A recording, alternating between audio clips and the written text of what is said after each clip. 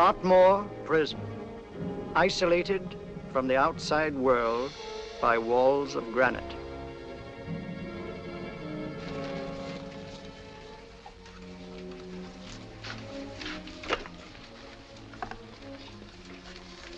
They say you could get out of here by merely telling what you know. You may or may not be another Scotland Yard bloke, but I'll give you the same answer I gave the others. I still have 2 years, 8 months, and 6 days left in which to make musical boxes.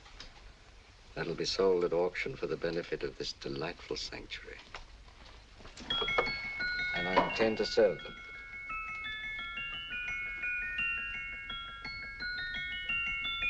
Move along. And now we come to the next object on our list, or I should say objects, because there are 3 of them. Now, ladies and gentlemen, these can be bought together or separately. Now, these beautiful little musical boxes only arrived this morning, and I didn't intend to put them on the auction block until later, but I'm going to sell them now. So, good friends, as our old pal Mark Antony used to say, lend me your ears. And what do you hear? Right.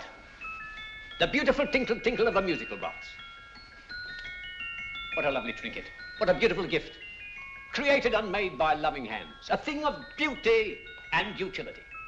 I was going to start with £5. It's a bargain, £5.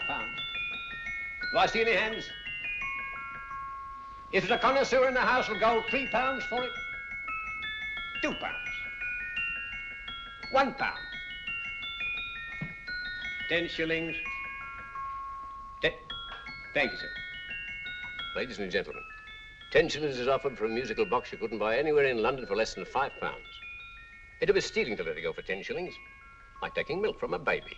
All right, we sell it for 10 shillings. 10 shillings, 10 shillings is offered, 10 shillings is offered, 10 shillings is offered. And anybody give him £1? Want to give him £1? I won't someone give me £1. £1 is offered, £1 is offered, ladies and gentlemen, £1 is offered. It's against you, sir. Will you go to £2? Will you go to £2, sir? £2. £2 is offered. £2 is offered. Going once, twice, third and the last call. Sold to the gentleman for £2.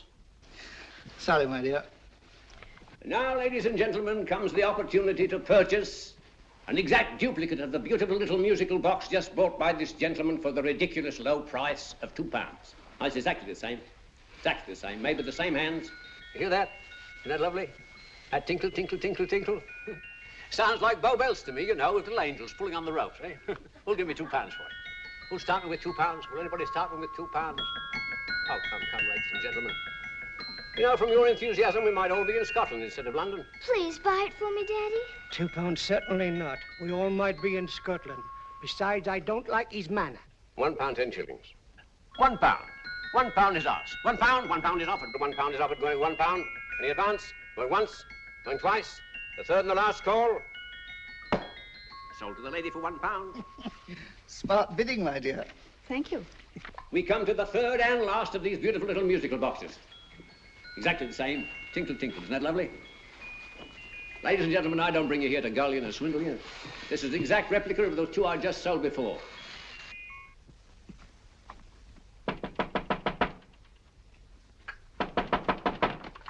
We're closed. But this is extremely important. Come in, sir, come in. I'm sorry to disturb you, but I was unfortunately delayed from arriving in time to bid on certain articles which I was rather anxious to obtain. Oh, perhaps they weren't sold, sir. We are carrying several things over. What might the articles be, sir? 3 identical musical boxes, about so large. Oh, I'm sorry, sir, but they were sold. Pity you weren't here to bid on them. They didn't bring anything like the real value. I'm most anxious to obtain them. I wonder if your records would show who the purchasers were. Oh, we don't usually give out that information, sir. For certain, shall we say, sentimental reasons, I'm most anxious to get in touch with the purchasers. I'd be willing to pay, shall we say, £5. Well, for certain sentimental reasons, sir, we'd be very happy to oblige. Alfred, today's sales. The 3 musical boxes. Musical boxes, here we are. The first purchased for £2 from Mr. Julian Emery, 52 Portman Square. Write this address down, Alfred. Yes, sir. Second didn't leave any name. Oh, how unfortunate. I think she's a dealer. You see, they don't like us to know where the things are going. On account of the profits. You say the second purchaser was a woman. Can you give me a description of her? Oh, she was a young woman, fairly tall, slender. She had a light complexion and dark hair, and she was wearing A grey suit, don't you remember? That's right. She probably runs a gift shop. She paid £1. You say she comes here fairly frequently? No, I didn't say so. But she does, sir. Like as not, she'll come in on Thursday. We have sales on Mondays and Thursdays. Ah. And the third box? The third? Mr. William Kilgore, 143B Hampton Way. For 10 shillings. Quite a drop from £2. Mr. Kilgore was a Scotchman. Oh. Well, thank you. You've been most helpful. Oh, thank you, sir. And any time you're passing, drop in. We always have lovely things for sale. Our card, sir? Thank you. I'll be back Thursday.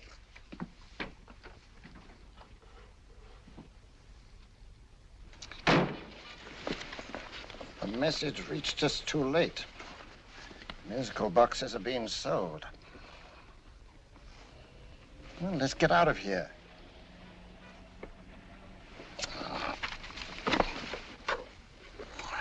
Someday you'll go too far. Reaching for a star, you fool. Yet a fool may touch a star, Colonel Cavanaugh, if he but reach high enough. But not possess it as you would. The musical boxes, they've been sold. What a pity for you, my dear Colonel. Is it my fault that the message reached us only an hour ago? Is it my fault that they were sold? You can't hold me responsible for that. Hope for your sake you're right.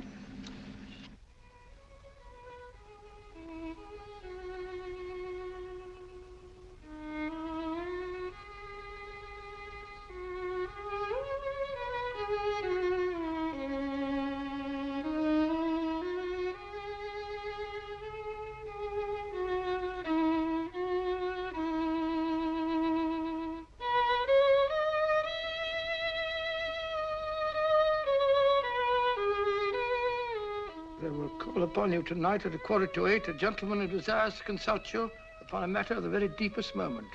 Do you remember that letter, Holmes? It was written over 2 years ago. An interesting case, devilishly interesting. Irene Adler. What a striking-looking woman from the brief glance I had of her. Seems only yesterday. What charm. What poise, and what a mind. Sharp enough and brilliant enough to outwit the great Sherlock Holmes himself. I take it the new issue of the Strand magazine is out, containing another of your slightly lurid tales. It is indeed. And what do you call this one? I call it A Scandal in Bohemia. Not a bad title, eh? If you must record my exploits, I do wish you'd put less emphasis on the melodramatic and more on the intellectual issues involved. More on the what do you mean by that? Well, I do hope you've given the woman a soul. She had one, you know.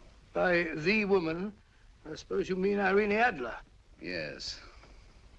I shall always remember her as the woman.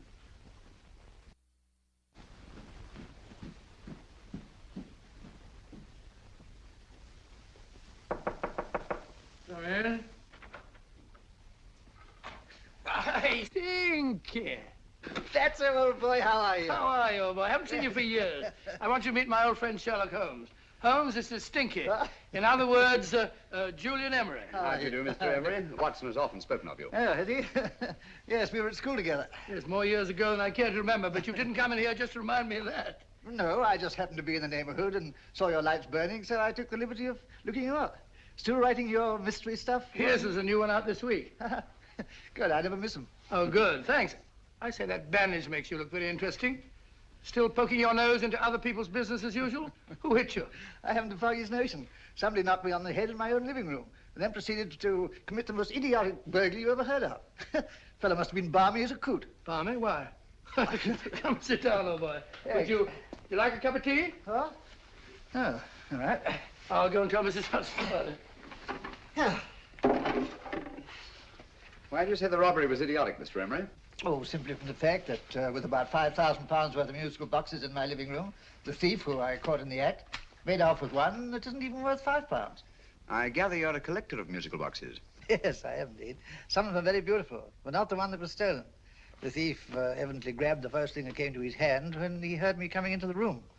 Still, it's rather odd, isn't it, that having disposed of you, he didn't pick up something more valuable. Mm-hmm. Was there anything unusual about the stolen box? No, nothing at all. No, I picked it up in the south of France, several years ago. You say you have many valuable music boxes, and yet the thief made off with one that isn't worth £5. Sounds like rather an intriguing little problem. Yes, well, I take it that he was just an ordinary petty thief and didn't know the value. That is a possible explanation, and yet I venture to say that the average petty thief has a more extensive knowledge of the value of objets d'art than the average collector. Well, anyway, that's Scotland Yard's theory. They didn't get very excited about it. That's consistent anyway. I wonder if I might see your collection, Mr. Emery. Oh, of course you could, yes. Nothing a collector likes more than showing off his trophies. When would it suit you? No time like the present. Good. My place is just round in Portman Square. Shall we? Yes, right. Hello? Where are you going? Stinky hasn't had his tea yet. Oh, I'm sorry. We're going round to my place, where I'm going to give you something better than tea. Now, this one was made for Louis XV, and is one of the very few still in existence from that period. And a particularly fine specimen at that. Charming, isn't it? Quite. They all sound to me like a lot of mice running about on a tin roof. I'm afraid you have no ear for music, Watson. Give me a good old band playing a rousing march. You'll have all your silly little tweets.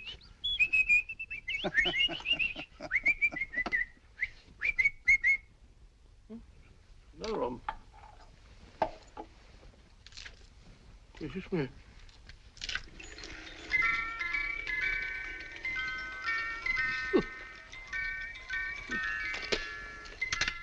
Stupid thing. Singing rabbit.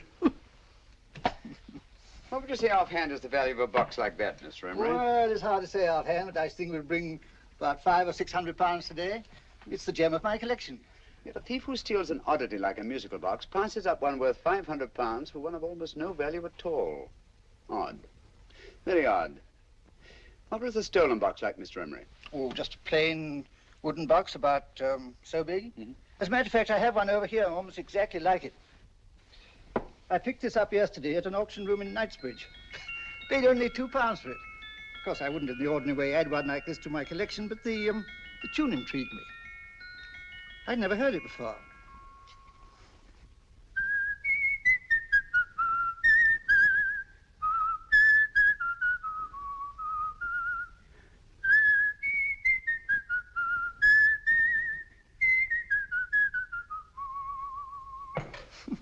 You have a remarkable ear for music, Holmes. Rather an unusual melody. Sit down, Will. Thanks. You say you bought that box at an auction sale yesterday? Yes, the Gaylord auction rooms in Knightsbridge. Mm-hmm. Run by old, what's his name? Crabtree. Handsome man. At what time was the robbery committed? Oh, about 3 o'clock this morning.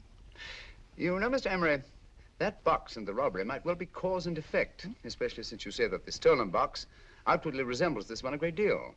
And Scotland Yard were not particularly interested, eh? Oh, yes, but I wouldn't blame him for that, especially as I told him I was quite unable to describe the thief, except, of course, for the fact that it was definitely a man. All you remember is that you came in here and someone struck you on the head. Yes, and the next thing I knew, my man was trying to revive me. It might be wise for you to put that box away somewhere and lock it up. Oh, I don't think that's necessary. Besides, everything's insured. Well, at least if any further attempts at robbery are made, I'd suggest that you call the police, rather than running into any personal danger. Oh, come, Holmes, aren't you being a bit of an alarmist? Possibly. Well, Mr. Gray with old Stinky. Seems to me you are making rather a mountain out of a moleskin. Molehill is the word, old boy, and it's time you were in bed. Thanks so much for letting us see your place. Now, it's been glad meeting you. Holmes, I can't understand why you were so mysterious. Seems to me the petty thief explanation was the only sensible one. Really? Yes, I can't see how you can believe it was anything else. I didn't say I believed it to be anything else. The petty thief theory is the obvious one, I grant you. However, it's often a mistake to accept something as true merely because it's obvious. The truth is only arrived at by the painstaking process of eliminating the untrue. We are not able to do that in this case without further data. Rubbish, you're pulling my leg. You're trying to turn a tuppenny-halfpenny robbery into an international plot. No, I'm not. I just hope that your friend Stinky is a little more cautious in the future, just in case.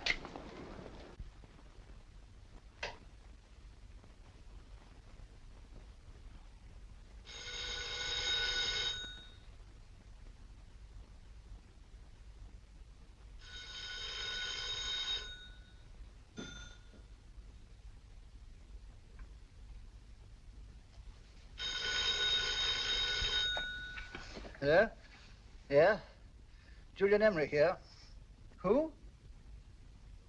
Why, of course I remember you, Mrs. Courtney. Yes, you're the one bright spot at that appallingly dull affair of Lady Sanford's. Huh? Of course it isn't too late to come round. Yes, I shall be delighted to give you a drink. I tell you what, come straight up and I'll leave the door unlatched. Right, well, 15 minutes? Good. I shall be counting each moment. No, I mean that, really. Right, goodbye.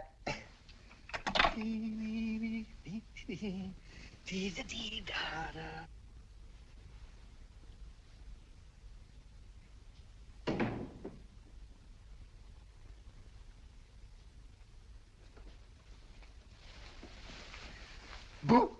Oh, you startled me. Did I? Yes. Must be the pixie in me. I know I shouldn't have called you so late, but I was at a party just around the corner, and I remembered your invitation to see your collection of musical boxes. My dear Mrs. Courtney, pleasure is all the greater for being so unexpected. My friends call me Hilda. Thanks. Mine call me Stinky. Stinky, how quaint. Oh, what a perfectly wonderful collection of musical boxes. You know, when you told me you had a collection, I had no idea it was so attractive. Yes. They appeal to the ear as well as to the eye. Oh, what a plain little one. Why, it looks just like a country cousin amid all this grandeur. No. You mustn't underestimate the country cousin. Only last night a burglar broke in here, and with all these to choose from, went off with one very much like it. Really? Yes, I don't mind the loss of the box so much, but I do resent this crack on the skull. But it makes you look so interesting. Oh, do you think so? It's funny, that's what old Fatso said. Fatso? I mean, Dr. Watson.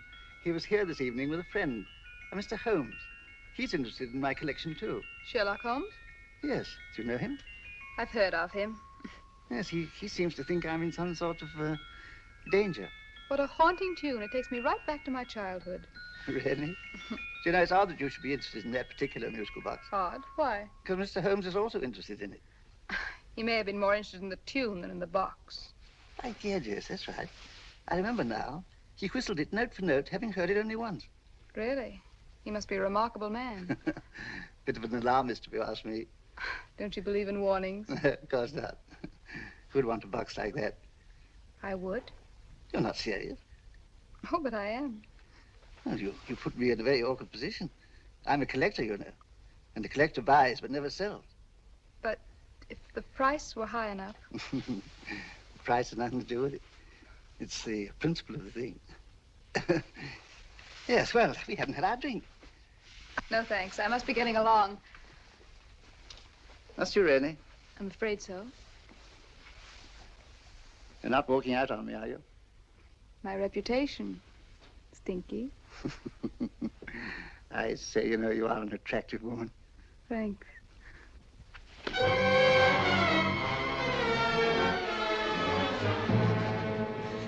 You fool. I told you to wait outside. What did you have to kill him for? All I had to do was walk out with this. He held you in his arms. Don't touch him. Don't touch anything. Now get out. I'm sorry. You're sorry. What about me? This is murder. What about Scotland Yard? What about Sherlock Holmes? Now get out!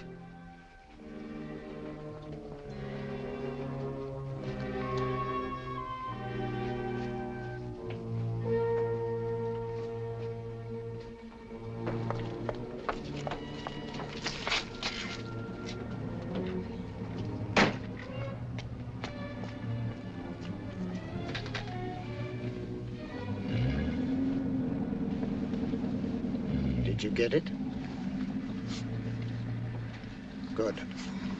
Did you have any trouble with him? Just a matter of murder.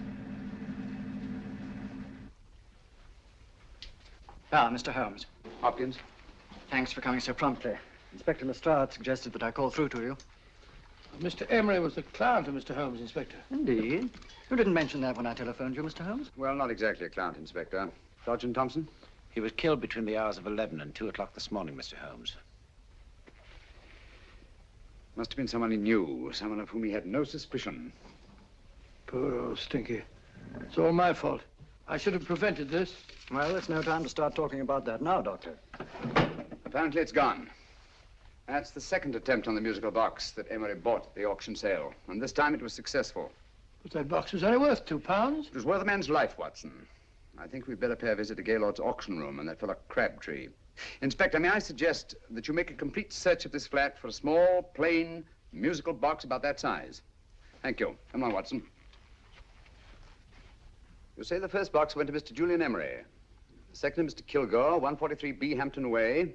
And the third to the unidentified young lady who presumably has a shop and lives near Golders Green. That's right, Mr. Holmes. Isn't it rather strange, Mr. Crabtree, that you should have had 3 identical musical boxes all playing the same tune? Where'd they come from? Dartmoor Prison. Dartmoor? Yeah, we get a regular shipment from there every month. The inmates manufacture them. Well, they make all kinds of things, you know, pipe racks, waste paper baskets, musical boxes. Did you happen to notice if anyone showed any particular interest during the auction in the purchasers of these 3 boxes? Oh, come now, Mr. Crabtree. This is very literally a matter of life and death. Well, since you put it that way, Mr. Holmes, there was a gentleman came in here about an hour after closing time, and he was in an awful state, he was. He gave me £5 to tell him where the boxes had gone to. He said they had a sentimental value for him, sir. Expensive sentiment. Can you describe him? He was tall, distinguished looking, and he had grey hair and a moustache. He was quite a gentleman, sir. What was his reaction when you were unable to supply him with the address of the young lady who owned the shop? I told him the young lady usually come back on Thursday. He said he'd come back on Thursday. Now, that's tomorrow. Thank you, Mr. Crabtree. You've been very helpful. Thank you. Come along, Watson. Where are we going now, Holmes? To the home of Mr. Kilgore, the man who bought the 3rd box.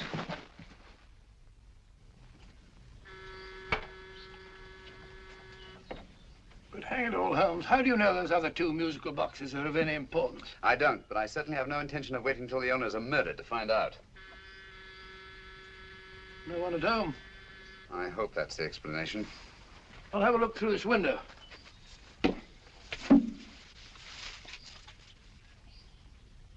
Doesn't seem to be anyone there. The whole place seems deserted, as far as I can see. Yes. Mr. and Mrs. Kilgore at home? No. When do you expect them? Oh, in an hour or so. There's no use you're hanging about. They don't buy nothing from peddlers. Peddlers? My good woman, this is Mr. Sherlock Holmes. Sherlock Holmes? Oh, go on. Do you mind if we come in and wait? My business is rather urgent. Well, I've got to go out and do my shopping. And I don't know if Mrs. Kilgore'd like any strangers nosing about. Quite all right, I assure you. Well, I've got to be off. You two wait in the parlor. And no smoking either. Mrs. Kilgore says it smells up the house. Funny old girl, Holmes.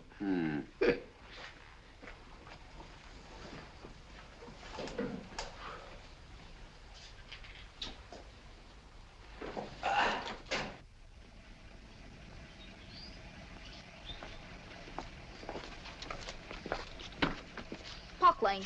Park Lane? And what would the likes of you be doing in Park Lane? Now, don't worry about the fare, Ducky. If you knows how to get to Park Lane, up it.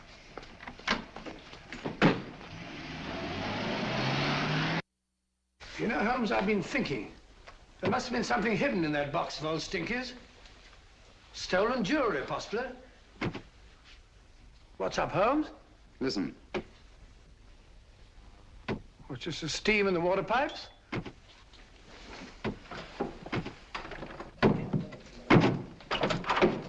Watson! Great Scott! Come on, Holmes. Get on the chair here. It's all right, my dear. There. Now, don't worry. It's all over. There you are, dear. Don't cry anymore. She tied me up and shut me in the cupboard. I know. She won't come back. Did you show her your new musical box? Yes, she said she wanted to hear it play. And as soon as I showed it to her, she grabbed hold of No, it. I know. Now, don't worry. We'll buy you a new musical box. Yes, my dear, the best one in London. Watson.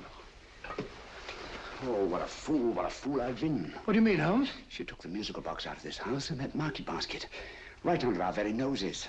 Why could the Kilgore charwoman want to take the music box? She isn't the Kilgore charwoman. She's a consummate actress. An extremely clever, unscrupulous woman who will stop at nothing. Take care of the child, will you, Wolfella, till our parents get back. Explain everything to them. Of course I will. But, Holmes, where are you going? Somewhere, somehow, I must get to the young lady who bought that 3rd musical box before our opponents find her. I only hope that I won't be too late. Oh, no. No. Darling, you mustn't cry anymore. Now, cheer up. Would you like to hear old Uncle make a noise like a duck?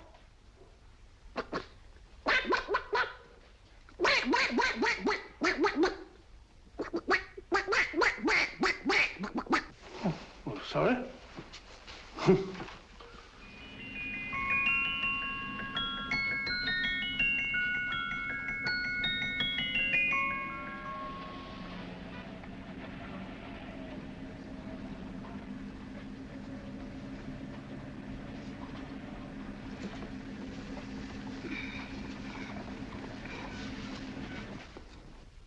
And now, ladies and gentlemen, how much am I offered for this beautiful lace Dresden china figurine? A lady of the French court. Now, this is the genuine article. What a beautiful ornament for your mantelpiece. Or you could use it as a centerpiece on the dining room table. Now, will somebody start me for £10? Will somebody start me for £10? £8? £7? All right, £5 is offered, £5 is offered, £5 is offered, £5.10, £5.15, £5.15. £6 is offered, £6, going once, going twice, the third and the last call. Have you all done? Sold to the lady from Twickenham for £6. Next, we have a real museum piece, ladies and gentlemen. A fine 19th century doll. The costume an exact replica of the holiday clothes worn by the Hungarian peasant women. Now, ladies and gentlemen, an article like this would cost you from £15 to £20 in a West End shop. I'm not going to ask you for anything like that. Who'll give me £2 for it? £2. Anybody offer me £2? £2 for the Hungarian? £2? £1. What? Did anybody give me £1? Anybody offer me £1 for the doll? £1 is offered, ladies and gentlemen. £1 is offered. Now, I'm not going to waste your valuable time or mine in trying to get 1/2 of what this beautiful doll is worth. If the young lady can steal it for £1, that's her good fortune. So it's going once, it's going twice, the third and last call. Any more? Sold to the young lady for £1. And now, ladies and gentlemen, may I draw your attention to something which may be a great surprise to you, worthy of any collection. The only other one like it is in the British Museum. It's a Ming vase of the 7th dynasty.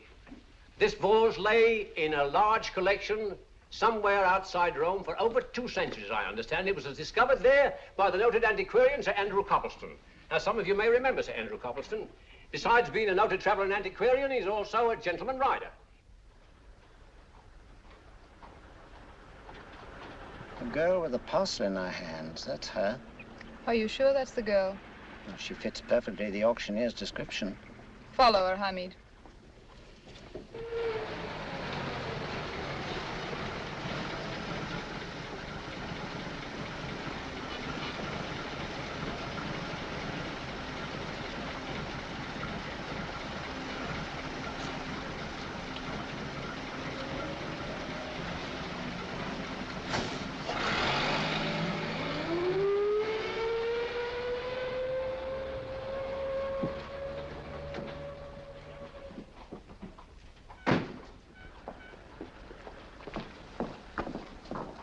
It's lovely, dear. And only £1. We can get at least 3 for it. Easily. I'll go make some tea. I could do with a cup. Right. Good afternoon. Good afternoon. I'm looking for a birthday gift for a 7-year-old girl. What would you suggest? We have some lovely dolls. Now, this Hungarian I peasant... think she has enough dolls already. Books are always welcome. Well, I'm looking for something a little different. Well, that's rather cute. What is it? Well, that's a musical box. Children always love them. And this is an exceptionally nice one. It plays many tunes.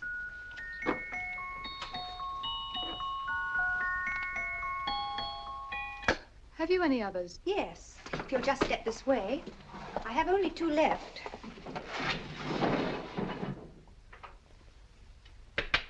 Oh, nice.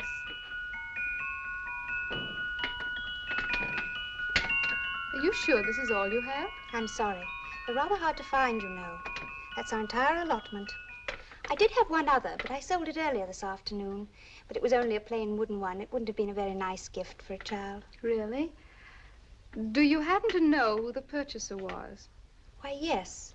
He left his card, just in case anyone should inquire for him.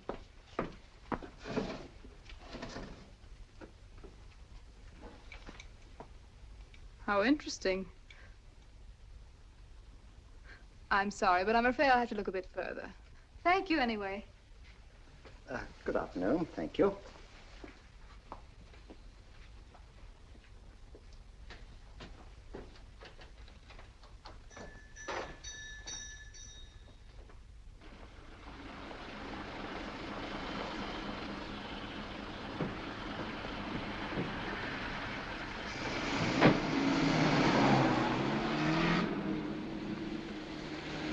Heavy! Follow that cab. Here, now, what? Scotland Yard. Hop in.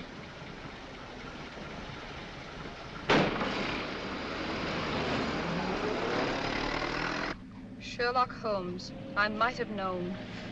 We thought we were the hunters, instead of which we're the hunted. We've been fools. We played right into his hands. Of course. He's had us followed. Don't look. The man in front of the toy shop. Hamid, turn sharp right at the next corner and again at the next.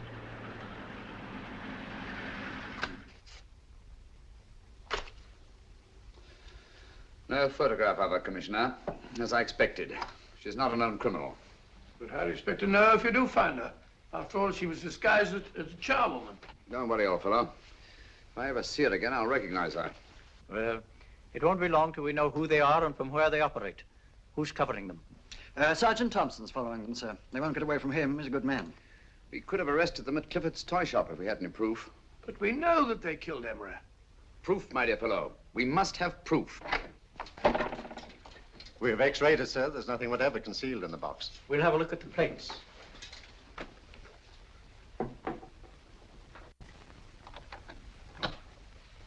There must be some clue. And it's probably so obvious that we've all overlooked it. Seems to me we're up against a bunch of lunatics. Not lunatics, my dear fellow. Extremely astute, cold-blooded murderers. What can these little musical boxes have in them that's so important? Don't forget, they were made in Dartmoor prison. You can smuggle stuff into prison, but not out. You want us to break the box apart, sir, to see if there's anything the x-ray hasn't caught? No, not yet. Do you mind if I take it? Certainly. Thanks.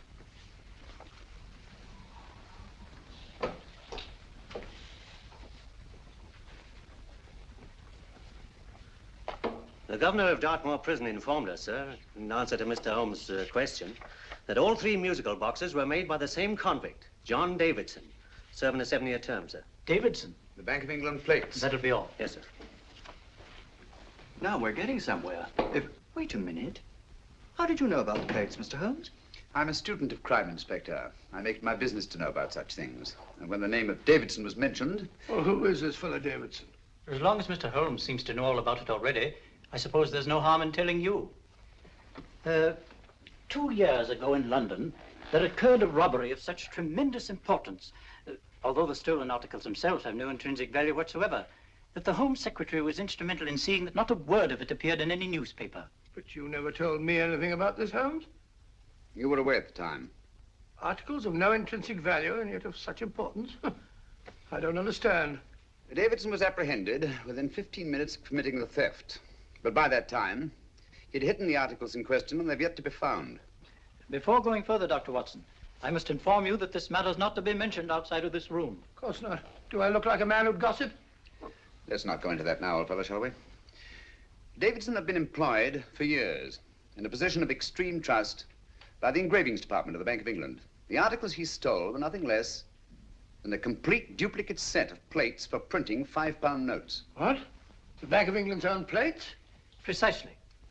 And with those plates, a gang of crooks could flood England with £5 notes, not forged in the usual sense of the word, but notes undetectable from genuine Bank of England notes in any way whatsoever. Good heavens. Any whisper at all might have resulted in enormous damage in shaking public confidence in the Treasury. We tried everything after we arrested Davidson. Offered him a shorter sentence if he'd tell us where he'd hidden the plates. Why, we even put in Scotland Yard men with him as cellmates, but no results. Obviously, Davidson is a man of strong character and infinite patience. Yet suddenly he feels impelled to smuggle out the secret of the hiding place of the plates to his confederates. Why?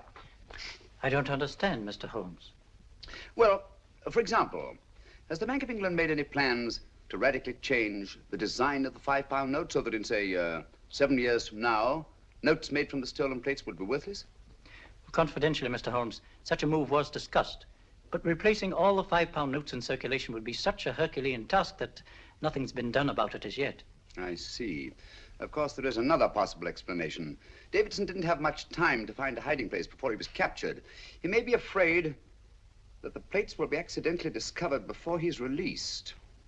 Hence his anxiety to communicate their whereabouts to his confederates as soon as possible. I believe you've hit it, Mr. Holmes. I'm sure that the message is contained in this musical box. Or rather, in all three musical boxes, since possession of all three seems to be essential. Our opponents have 2/3 of the puzzle, we have 1/3. Well, what are you going to do, Holmes? Try to deduce the message from the 1/3 that we have.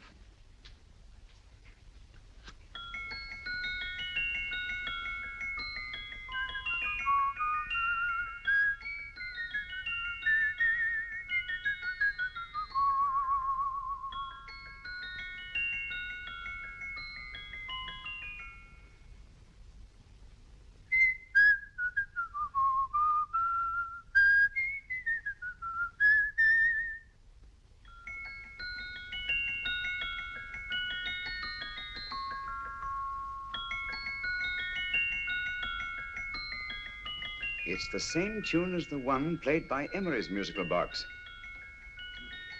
And yet it's different. Sounds the same to me. The tune. Somehow the tune is the key to the mystery. It must be the tune. Otherwise, why use 3 musical boxes to convey the message? Why not collar boxes or shoe boxes? Yes? Oh. It's for you, Inspector. Oh, thank you, sir. Inspector Hopkins speaking. What? Where? Golders Green Station reports they've just found Sergeant Thompson's body. From the tire marks on his clothes, he was apparently run over by a taxi. What an unfortunate accident. Not an accident, my dear fellow. I'm afraid it's murder. Oh, you never know just who you're going to meet when you're walking down a busy London street. Mrs. Hawkins, Mrs. Brown, any subject of the crowd. Oh, you never know just who you're going to meet. So you better hold your topper in your hand, just in case you meet a lady on the Strand. Girls will think you're kind of sweet, and your day will be complete. Oh, you never know just who you're going to meet. Now, a gentleman is judged by his appearance. Yes, a gentleman is judged by how he talks. Now, he's much better off when he's acting like a toff, especially if he's taking him a walk. What on earth is this outlandish place? A rendezvous for actors. Actors? Buskers, old boy. You've seen them 1,000 times. Actors who entertain the queues, waiting outside theaters. You never know just who you're going to meet when you're walking down a busy London street. So you better wear your best, how it pays to look your best, 'cause you never know just who you're going to meet. So you better keep your manners right in view, just in case a lady gives a how'd you do. Keep your trousers in a pleat, shine your shoes and keep them neat, 'cause you never know just who you're going to meet. Blimey. Mr. Holmes. How are you, Joe? Never met him. And yourself? Fine, thank you. I want you to meet a friend of mine, Dr. Watson, Joe Sisto. Oh, well, any friend of Mr. Holmes is a friend of mine. Hi, Joe. He did me a good turn once that I'll never forget. Yes, I cleared Joe of a most unpleasant charge. Murder, no less. Oh, really? By proving to the satisfaction of the police that he was busy at the time blowing open someone's safe. That's right, Governor. Good gracious me. Joe, now you can help me. Come on, buzz off, buzz off. Come on, up it, up it. Can't a gentleman have some peace and quiet around here? And you too. There you are, Mr. Holmes. Now we can have some peace and quiet around here. Thank you, Joe. There's £5 in this for you. Well, I wouldn't want to take it on myself, sir. But I can get somebody to do it for you for half of that. You don't know what the job is yet. For £5? Murder, ain't it? What? No, Joe, not murder, just music. I want you to identify a song for me. Oh, there ain't a song that's been written that I don't know. That's why I came to you. Of course, the violin is more my instrument, but, oh, well, here we go. Now, listen to this, Joe.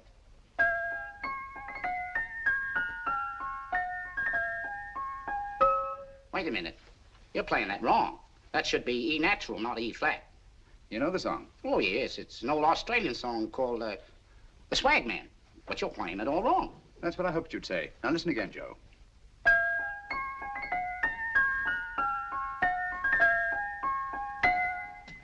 That's the same tune, all right, but you're making different mistakes than you did the first time.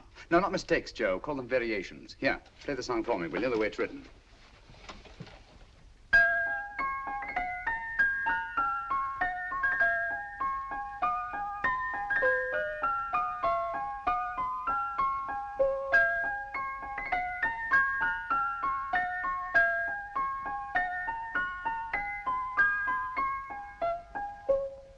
There you are. Thank you, Joe. What's it mean, Holmes? Are you onto something? Perhaps. I don't know yet. It's probably a code of some sort. Joe, could you write the song down for me, the way it was originally written? Oh, sure, Mr. Holmes. But it'll take a few minutes. Here, Mabel. Pale ale. Come on, up to it. Along with it.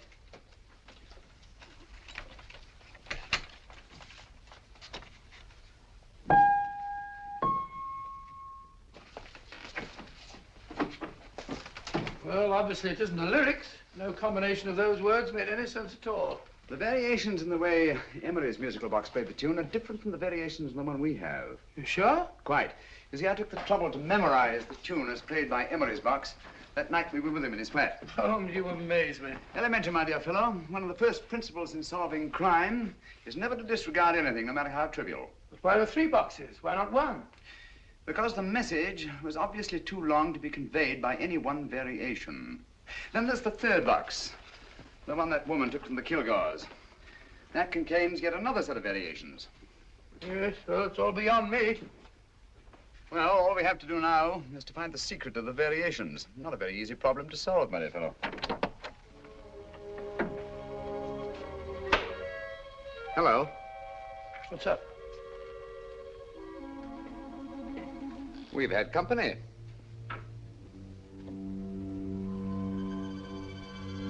I say, this is outrageous. Ask Mrs. Hudson to come in here, will you? Right.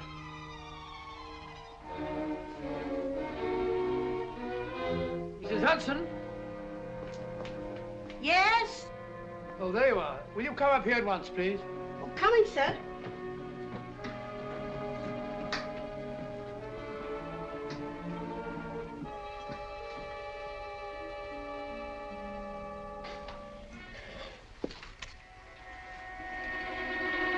Mercy me, Mr. Holmes. What has happened? Who called while we were out, Mrs. Hudson? Just a young lady. The one who said you wanted her to wait for you. And a nice-looking old gentleman with Our her. friends again, Watson. Friends? What did the young lady look like? Oh, I couldn't see her face. She had a heavy black veil on. But she had such a nice way with her. Oh, I'm sorry, Mr. Holmes, if I've done anything wrong. But you did say I should always let clients come in and wait for you. Don't worry, Mrs. Hudson, don't worry. You had no way of knowing.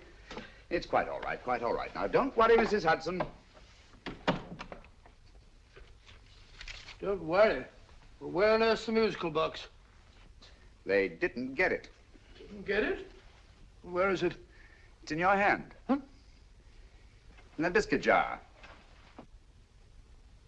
Take the biscuits off the top. Now, put your hand inside, and you'll find the music box.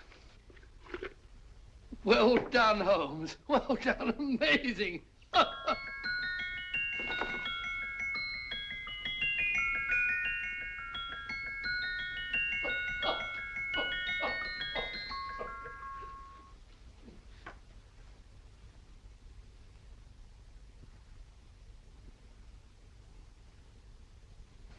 Whew, nice fresh smell. Like a pub after closing time.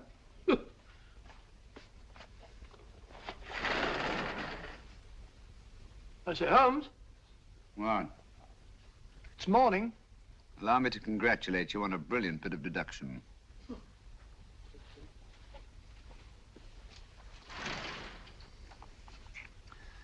It's not a transposition, not a polygraph transposition, not a trigraph, nor any known form of decoding. How about the Morse code? Have you tried that? Yes, at about 3 o'clock this morning. I'm sorry, old man. I was only trying to help.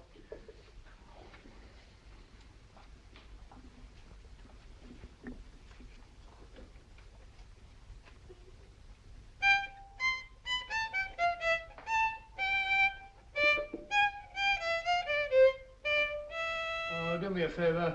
Not again. Must have heard that thing 1,000 times. Kept me awake all night.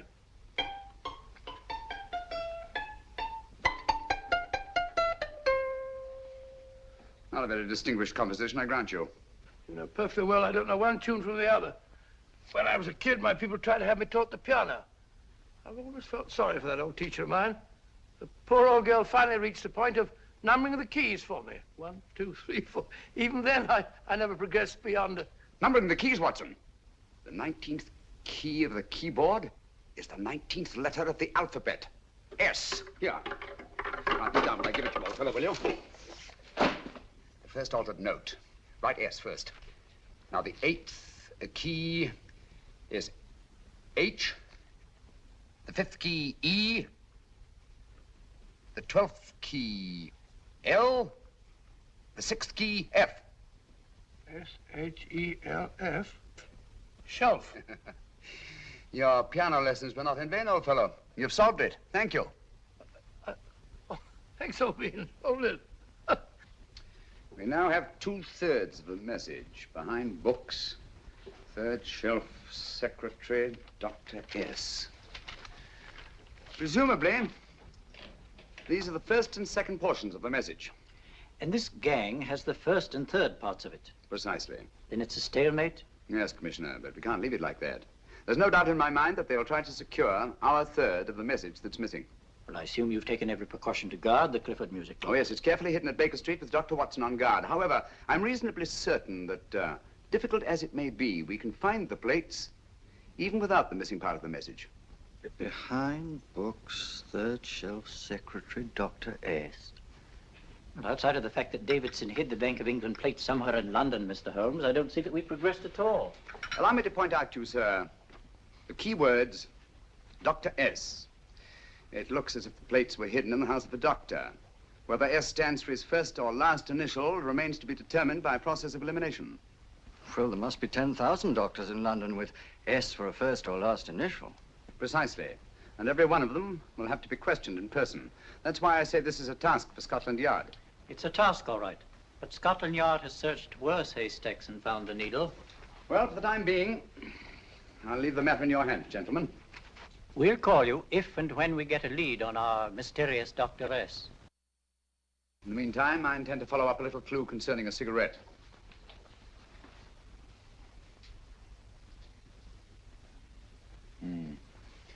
You're certain of the identification of the tobacco? Absolutely. I have made up this special blend for only 3 customers. It is almost pure Egyptian, with admixture of latakia for added body, and a pinch of perique. Merely a whisper, as one might say, for elusive fragrance. Yes, yes. And the 3 customers? Major Wilson in Bombay, India. Mrs. Catherine Leamington Smith in Ireland. Yes, and the 3rd? Mrs. Hilda Courtney of Park Mansions, Bryanston Square. Thank you. Thank you very much. You've been most helpful. It is a pleasure to have been of service, Mr. Holmes.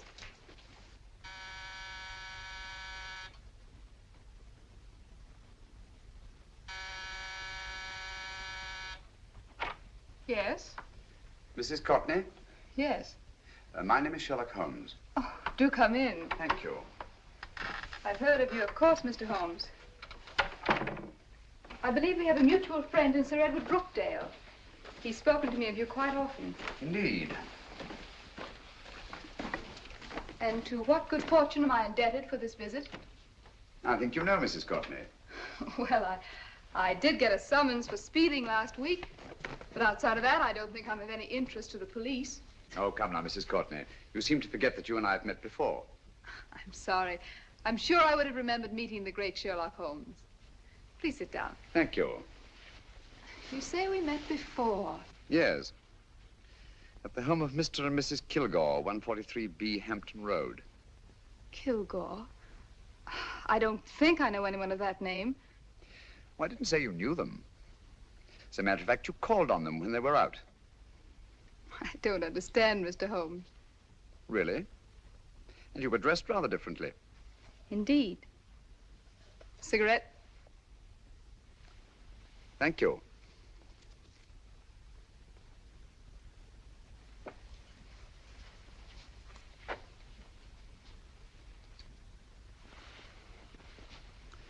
Thank you. You know, Mrs. Courtney, people generally forget, in assuming a disguise, that the shape of the ear is an almost infallible means of recognition and identification to the trained eye. Evidently, you've mistaken me for someone else. Oh, no, not at all. Though naturally, I expected your denial. But when you paid your visit to my rooms at Baker Street, you carelessly left behind another identification. They're, identical, aren't they? Yes, I must admit they are. You see, Mr. Holmes, to catch one as clever as you, I had to use a very special lure. I knew you'd be unable to resist the bait of my cigarette, having read with great interest your monograph on the ashes of 140 different varieties of tobacco. I should advise you not to move, Mr. Holmes. I must congratulate you on your ingenuity, Mrs. Courtney. It was indeed a brilliantly designed trap. Thank you, Mr. Holmes. Praise from a master is indeed gratifying. I shall always cherish the memory of your flattering words. Memory? Precisely. I'm afraid these gentlemen have a most regrettable task to perform. Unless, of course, you care to turn over the missing musical box with your pledge to take no action against us in the future. I'm afraid that will be impossible. I thought that would be your answer. Hamid! Careful! Careful. There's no need to be unnecessarily rough with our distinguished guest. You realize, Mr. Holmes, that your demise will not take place here. The corpus delicti, you know. Well, naturally. Shall we go? It's so fearfully awkward having a dead body lying about. Don't you agree, Mr. Holmes? Another dead body shouldn't weigh too heavily on your conscience, Mrs. Courtney.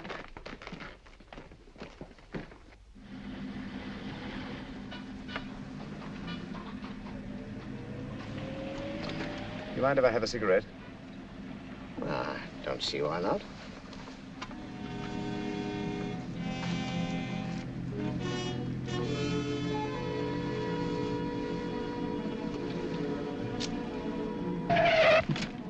Be careful, Hamid. It's the brakes, they bind. Thank you, Colonel Cavanaugh. It's very considerate of you.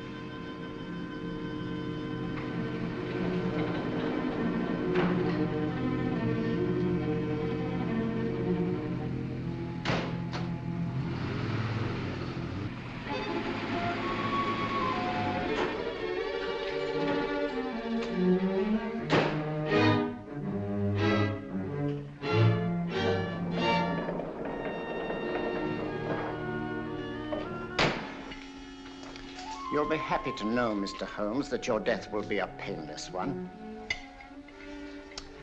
Hamid, attach this to the motor of the taxi.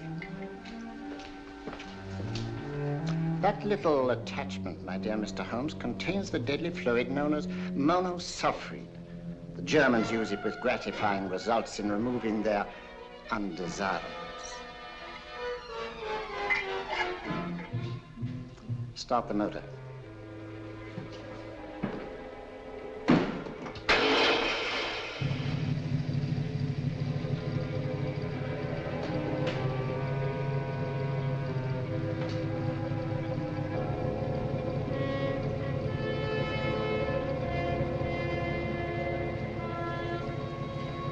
Tape his mouth.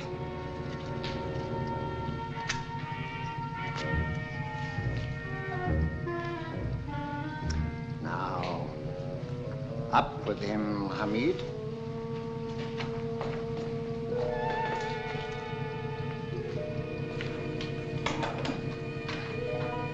You find yourself like Muhammad's coffin, Mr. Holmes, suspended between heaven and earth. Plenty of fuel in the tank? Good. It would be too bad to have anything go wrong through so simple an oversight.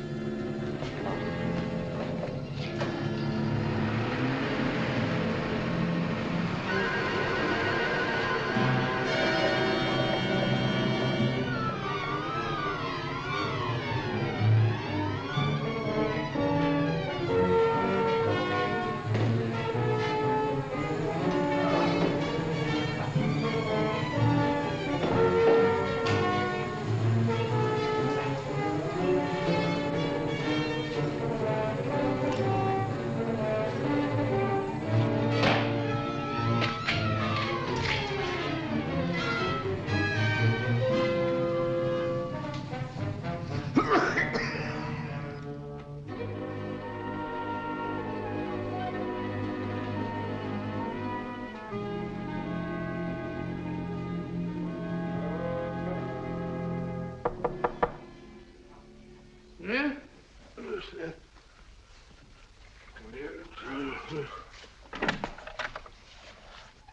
Good afternoon. Mr. Sherlock Holmes? No, I'm Dr. Watson. Oh, of course, Dr. Watson. How stupid of me. Oh, so, this is stupid of me. Won't you come in? Well, I really came to see Mr. Holmes. Oh, I'm afraid he's out. I don't know when he'll be back. Perhaps there's something I can do. Won't you sit down? Thank you.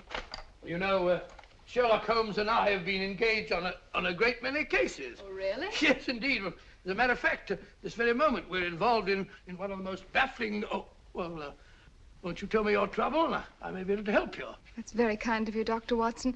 Perhaps if I wouldn't be imposing too much. Imposing? Oh, there's no imposition. No imposition at all. A pleasure, I assure you. Now, tell me all about it, Miss Williams. Mrs. Williams. I live in Surrey, Dr. Watson, and I've come up to London in sheer desperation. My only sister has disappeared, and the local police seem utterly unable to find her. Well, Holmes and I solved a case exactly like that once. Very interesting, as far as I remember. I call it the adventure of the solitary cyclist. Oh, sorry. Now I come to think of it, it wasn't so very similar. Entirely different. I don't think what I was saying. Where were we? She's only 17, Dr. Watson, and until she disappeared last Thursday, she seemed to be in the best of spirits. Possibly a romantic entanglement? Oh, no, nothing of the sort. She left no note, didn't even pack a bag, no explanation. She just started to walk to the village from our house in broad daylight and simply vanished from the face of the earth. Oh, there. Might I have a glass of water? Glass of water. Have one in 1 minute.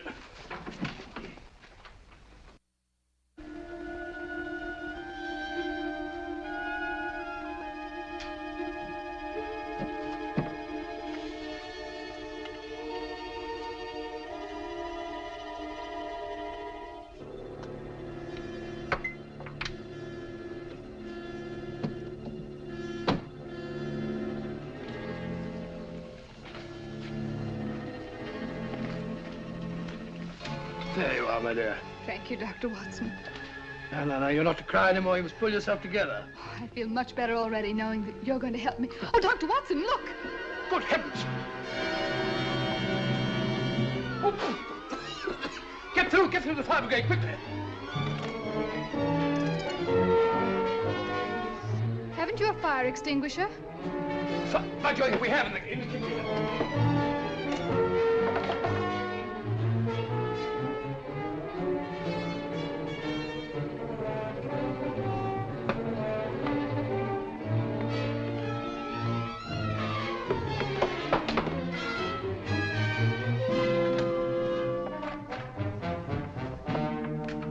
Don't you worry, Miss Williams. We'll have this thing out in no time.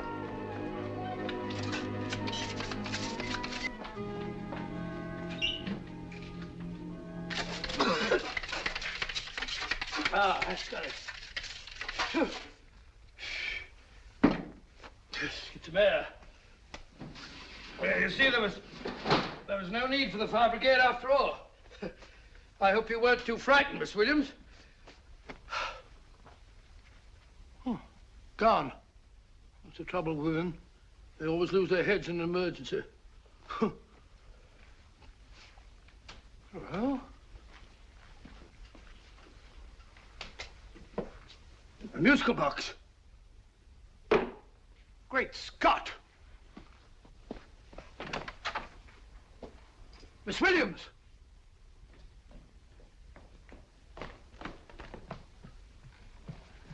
Well? Good. And Holmes? By now, Mr. Holmes has no doubt exchanged his violin for a harp. Always assuming that heaven is his destination. And now that we have the missing musical box.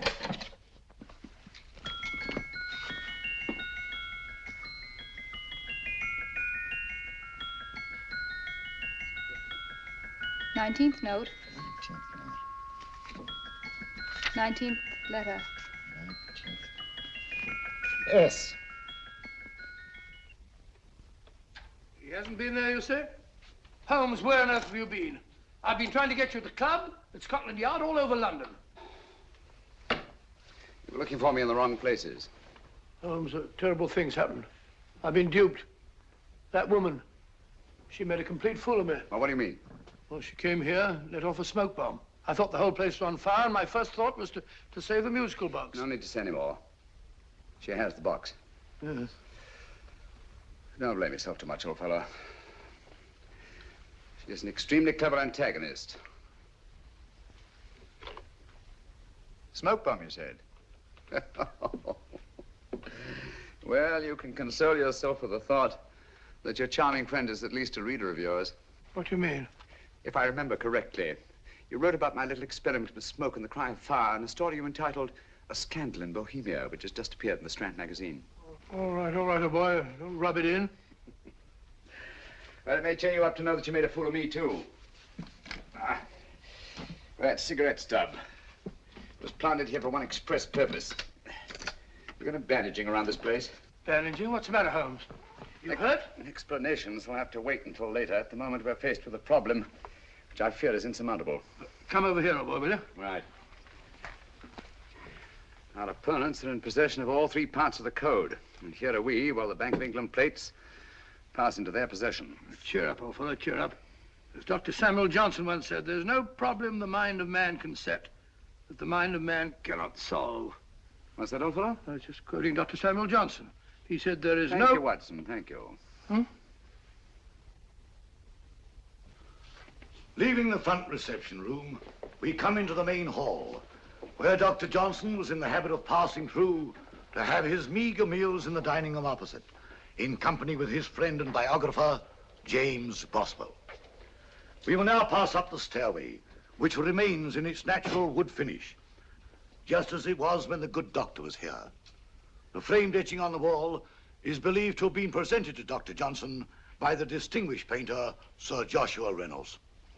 I've been told here that that picture was given in by Mrs. Thrale, and it's definitely not a Reynolds. Is that important, my dear? Oh, I'm sorry. This way, ladies and gentlemen, please, this way. Move along, children, move along. The secretary's not on this floor. Patience, Hamid.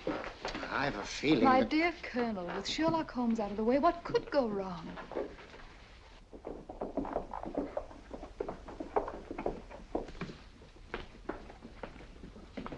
And here we have the Garrett Library, in which Dr. Johnson wrote his famous dictionary, and in which you will see also many of the great man's books and other items of interest. Step forward, ladies and gentlemen, please, step forward.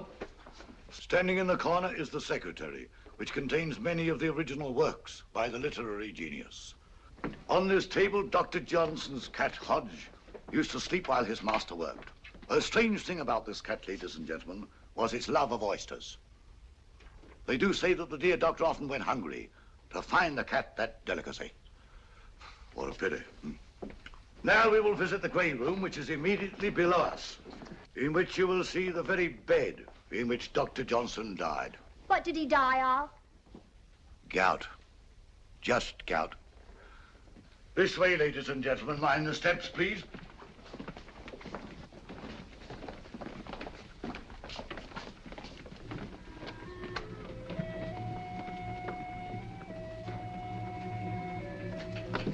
Your keys.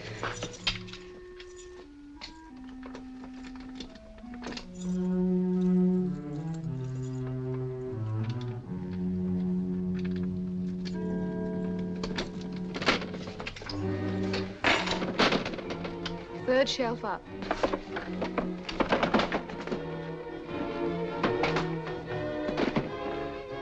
The knife.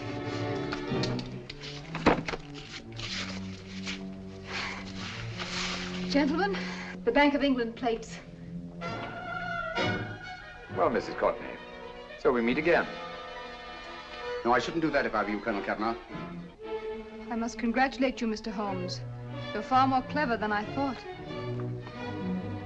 Thank you, Mrs. Courtney. Praise from you is indeed gratifying. I shall always cherish the memory of your flattering words. Memory?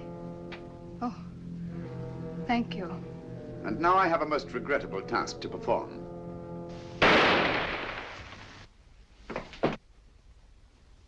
Holmes!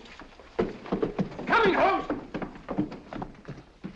Holmes, you all right? Perfectly, thank you, old fellow, but I think this gentleman on the floor requires some medical attention. We must see that he looks his best, you know, when he's hanged. Take them in charge.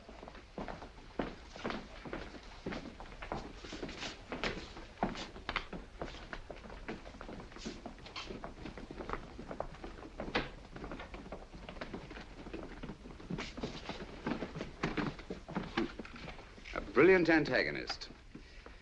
It's a pity her talents were so misdirected.